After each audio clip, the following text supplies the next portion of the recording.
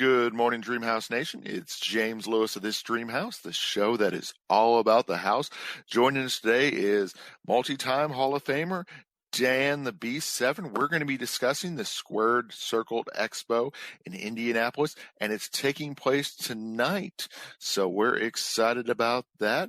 What is the Squared Circle Expo, Dan? Well, James, how do I even put this right now? It's a multifaceted. It's got trains, planes, automobiles. It's the who's who of the professional wrestling world. I should put it like that. And they've got, they got a convention that's taking place. You're going to have stars of the past, stars of the future, and current stars all in attendance. And I don't know what else to say. It's a circus with the side freak show to go along with it. It's professional wrestling. Oh, I agree with you. I mean, it is so phenomenal. All the great things you have. You have the meet and greets. You have the photo ops, which hopefully our listeners didn't miss out on the photo ops, because I know a lot of them already sold out. So hopefully they had the chance to reserve that ahead of time. There might be a couple left today, but I don't want to promise anything. And then, of course, you got the meet and greets, you got the autographs, and you got the Q&A sessions. Dan, are you going to be a part of any of the Q&A sessions?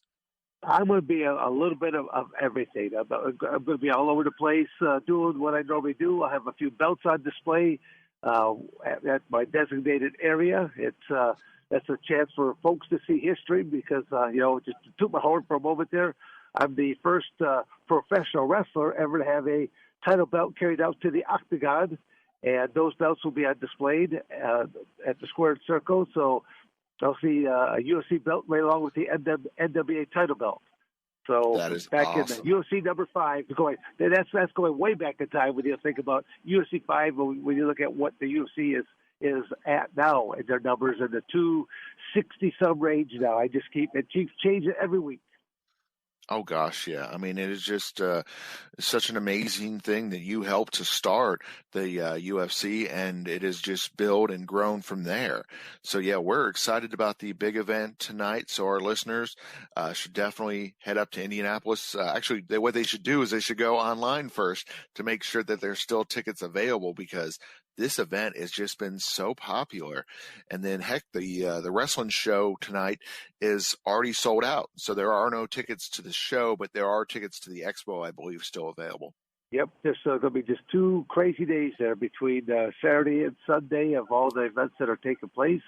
Definitely, with the pandemic that has taken place and now the things they're opening it up, I think people just want to get out and have fun, exactly, and meet some of their legends. I mean, Kane, Jake the Snake Roberts, oh my gosh, Booker T. I mean, there are just so many phenomenal legends. And then, of course, there's AEW stars, there's Legends of Squared Circle stars.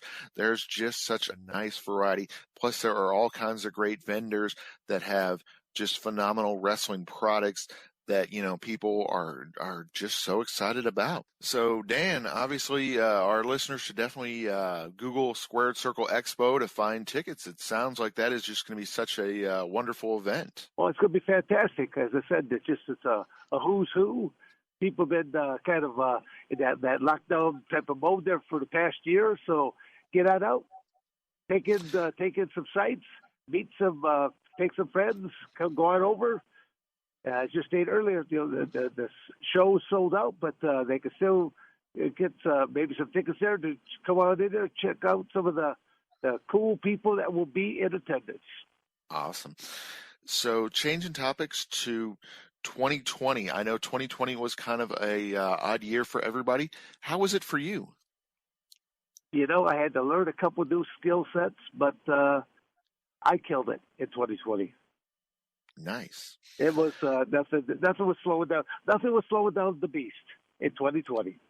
Exactly. I was going to say, you're always out there doing stuff, either training people, coaching people, or giving inspirational speeches. I mean, it seems like you never slow down. Yeah, a lot of speaking engagements were definitely taking place. I did a lot of more private type of seminars, just smaller groups. It was just easier to control. And, and then being in states that were a lot more open for business, being in Texas, being in Florida. These were a couple of states that were just wide open, and even being in my own home state of Michigan or being out in Arizona. I mean, there's states that I've got training facilities at my disposal that, I just used. So the nice thing is 2021 seems to be going just a lot better. What do you have planned for the rest of 2021 besides the Squared Circle Expo? Oh, my goodness. Where does one even begin? I'll still say that probably the number one thing that keeps me hopping all the time is the seminar circuit. My first love of teaching is amateur wrestling. That's what I started off my career with. But I did not realize, fast forward to today's, where the term mixed martial arts term came in about that 2005, 2006 range.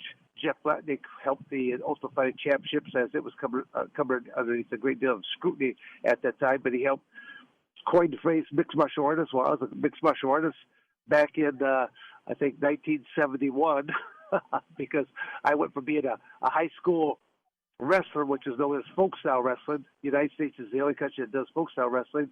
And by my freshman year, I jumped into freestyle wrestling. By my sophomore year, I jumped into Greco-Roman wrestling. By my freshman year in college, I jumped into the sport of judo and then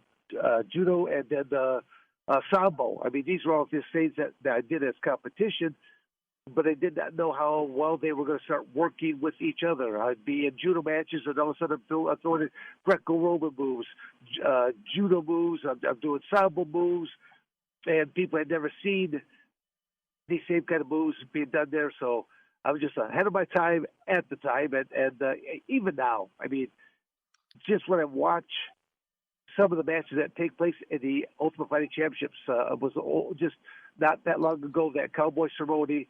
I mean, they're looking at UFC's. He's been on kind of he's a fan favorite, but he's lost, I think, his last 4 or 5 matches in a row, and he's having a little bit more, it's iffy as to know where his future is. I mean, he's been very low to the Ultimate Fighting Championship, and I think the UFC is trying to do the same for him. But there's a match between him and Cowboy Cerrone versus Conor McGregor, where Conor McGregor punched Cowboy Cerrone in the nose with his shoulder. Now, the moment that this technique or tactic took place, my cell phone exploded. I had guys call me from all over the United States, and some international phone calls are like, dude, Conor McGregor finally took a seminar with you. And I'm like, well, no, he didn't. But I go, I appreciate it nevertheless. I said, had he done that, he would have done half a dozen other things in that same close quarter combatives. Because I've been teaching how to punch people with that shoulder to the nose, jaw jack, to the esophagus. I was kind of like John McCarthy's worst nightmare because I was a jock with a brain. And they had all these people that had never done the sport aspect coming up with these rules, and I simply just kept exploiting each rule to the point that when the UFC started having new rules come in, Big John would call me up and go, "Okay, Dan, how do you beat this rule?" And then I just say, "Give me about 10 minutes, or Big John, and I'll let you know." But that's kind of the sad part. We just have people that have never done the sport. You name me one MMA owner that has ever actually climbed in that cage. They haven't, and yet they make up these rules for others to follow. But we could address that into all kinds of other areas. But I'll just say that yours truly has been using their brain, and I think that's what has helped to contribute to my longevity. I knew what I was, and I knew what I wasn't. I was never going to win a stand-up fisticuff type match like for example, a Don Fry is involved in the most watched combat match ever when he went up against Takayama for like the first, 1 minute of that match, where as soon as the referee said fight, they basically almost ran towards each other, started throwing punches to the point that they actually had each other in a collar tie and were punching each other in the face. And it looked like a game of chicken. It's kind of like, I'm punching you in the face. Are you going to give up? And the other one's like, no, I'm not going to give up. I'm going to keep punching you in the face until you give up. And who won? The fans, because they witnessed something that will never repeat itself in history. And then you mentioned, of course, your background in traditional wrestling. We're excited. in a couple of weeks, we have a traditional wrestler like yourself. We have Roland Gardner, and I understand you have some experience working with him. Oh, Rulon? Roland, yeah, Roland Gardner. Yep, yep. Oh, yeah. No, he's well, I'll say that prior to him, Bruce Baumgartner was the most decorated heavyweight, and then Rulon has basically has really done well for himself. I mean, but he's bounced into a couple other reality shows. I think he was on The Biggest Loser at one point in time as well. So Exactly. he's done a few different things in mainstream television, and I mean, he's just a character, but he's an amateur wrestler that has that incredible drive to succeed. Exactly. Yeah, I mean, he's one of those guys that are just a great advocate for the sport, just like yourself. And yeah, we're excited about having you and, of course, down the road, having him on. So we've got all kinds of wonderful guests. Yeah, no, what I like about the sport of wrestling, and what I do, I always tell people that I won't guarantee that I'm going to make your son or your daughter into a junior Pan American champion or world champion. I can't guarantee you that, but I will guarantee you I will help make you a better person, because the skill sets that wrestlers learn, they simply learn that any success that they will have, whether it be at the competition mats or in the life itself, is what they put into it.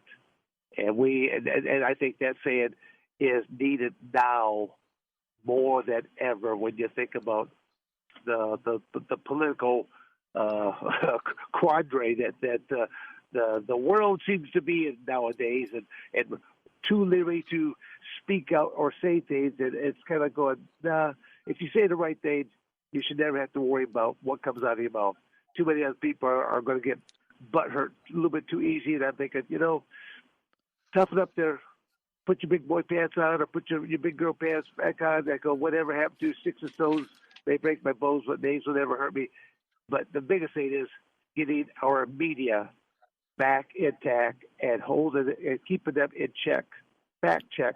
There was a time when you would print wrongful statements. You had to print a retraction, an apology, otherwise you'd be hit with multiple lawsuits. And right now, our media is out of control, and they're twisting a lot of things, and they're guiding a lot of the sheeples of this world. Exactly. And then before we let you go, we want to, of course, mention Squared Circle Expo again, going to be tonight. It's going to be a lot of fun. So our fans definitely need to Google that, check out the Squared Circle Expo.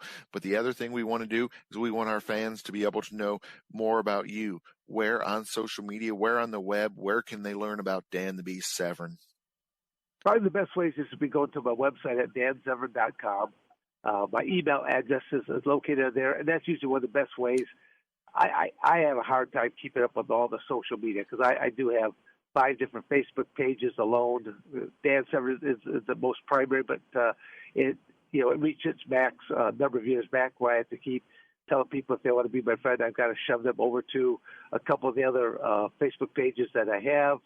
A lot of people just simply like follow me, or just to see what I'm up to, because I have broken the norm for so many decades. I started things at a very early age, and then I defined age barriers at a very late age. And I'm just kind of just very proud of what I've accomplished, and to know that I've done it lifetime chemical free. And that speaks volumes when you look at some industries that have been hit really hard with substance abuse. And professional is one of those that is kind of hard hit in the area. But again, we're here with all the positive aspects of coming on out, seeing some wonderful people from the past, some people from the current, and those that will be rising up and to become future stars. And I'm there to meet some new friends and to see some old acquaintances, and simply just moving on in the evolution of life. Sounds great. Thank you for joining us, Dan. Thanks for having me on, James.